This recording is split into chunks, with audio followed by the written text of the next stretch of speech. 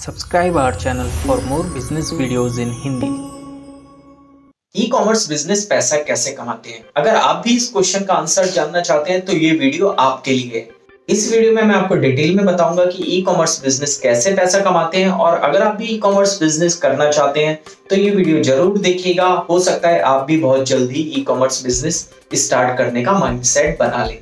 सबसे पहले समझ लेते हैं ई कॉमर्स का मतलब क्या होता है। ई कॉमर्स का मतलब होता है जब भी कोई ट्रांजैक्शन ओवर द इंटरनेट करा जाता है, या कोई भी कॉमर्स मतलब कोई भी व्यापार जब ओवर द इंटरनेट करा जाता है तो उसे ई कॉमर्स बोला जाता है।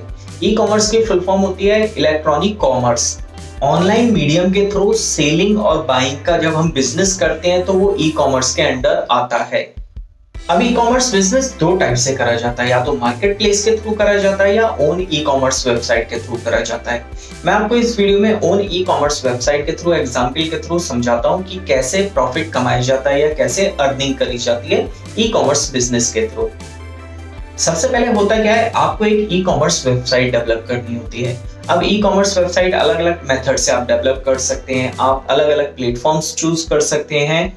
तो जैसे भी आप ई कॉमर्स वेबसाइट एक बार डेवलप कर लेंगे, उसके ऊपर आपने अपने प्रोडक्ट लिस्ट आउट कर दिए। अब आपकी वेबसाइट रेडी हो चुकी है, प्रोडक्ट रेडी हो चुके हैं, लेकिन उस पे अभी तक कोई विजिटर नहीं आया है या ऑडियंस नहीं आया है। तो अब आपको उसके ऊपर ऑडियंस लेके आनी है या विजिटर्स को लेके आना है। अब विजिटर्स को लाने के लिए आपको उसकी मार्केटिंग करनी पड़ेगी। आज के टाइम में ई कॉमर्स वेबसाइट इतनी सारी हैं ऑनलाइन अवेलेबल कि इजीली उस पे ऑडियंस नहीं जाती है जब तक उसकी मार्केटिंग ना हो। अब मार्केटिंग करने के भी अलग अलग मेथड्स होते हैं, बहुत सारे अलग अलग तरीके होते हैं ई कॉमर्स वेबसाइट के लिए मार्केटिंग के लिए, जैसे PPC marketing, SEO, email marketing या सोशल मीडिया मार्केटिंग, जिसमें मार्केटिंग करने के लिए पैसा लगता है। आप इन चारों में से कोई सी भी मार्केटिंग एडॉप्ट कर सकते हैं ई कॉमर्स प्लेटफॉर्म के लिए। जब आप उसकी मार्केटिंग कराएंगे तो होगा क्या, वहां से ऑडियंस रीच करेगी आपके ई कॉमर्स प्लेटफॉर्म पे। आपके ई कॉमर्स प्लेटफॉर्म पे वो रेगुलर रीच करेगी, प्रोडक्ट देखेगी और एंगेजमेंट बनना स्टार्ट हो जाएगी। जैसे जैसे आपके प्लेटफॉर्म पे आपकी वेबसाइट पे एंगेजमेंट होना स्टार्ट हो जाएगी, वहां से प्रोडक्ट सेल होना स्टार्ट हो जाएगा। अब यहाँ पे देखने की दो बात होती हैं कि आपकी वेबसाइट पे कितना प्रोडक्ट अवेलेबल है, कितनी वैरायटी अवेलेबल है, या किस कैटेगरी के प्रोडक्ट अवेलेबल हैं, कितनी क्वांटिटी, क्या साइजेस, सारी कौन सी निश पे आपकी वेबसाइट बनी है। बहुत सारे फैक्टर्स होते हैं। उन फैक्टर्स के अकॉर्डिंग जब जब सेल होना आपकी वेबसाइट पे स्टार्ट हो जाएगी तो जो सेल कलेक्टिवली होएगी उसे बोला जाएगा ग्रॉस सेल्स। अब आपकी वेबसाइट पे जो पूरी ग्रॉस सेल्स हुई है, फॉर एग्जांपल आपकी वेबसाइट पे एक महीने में 10 लाख रुपए की ग्रॉस सेल हुई। ग्रॉस सेल में से हमें नेट सेल्स को माइनस करना है और जो रिमेनिंग बचेगा वो हमारा अर्निंग होगा। लेकिन यहाँ पे दो तीन फैक्टर अभी और हैं, एक एक करके मैं आपको समझाता हूँ।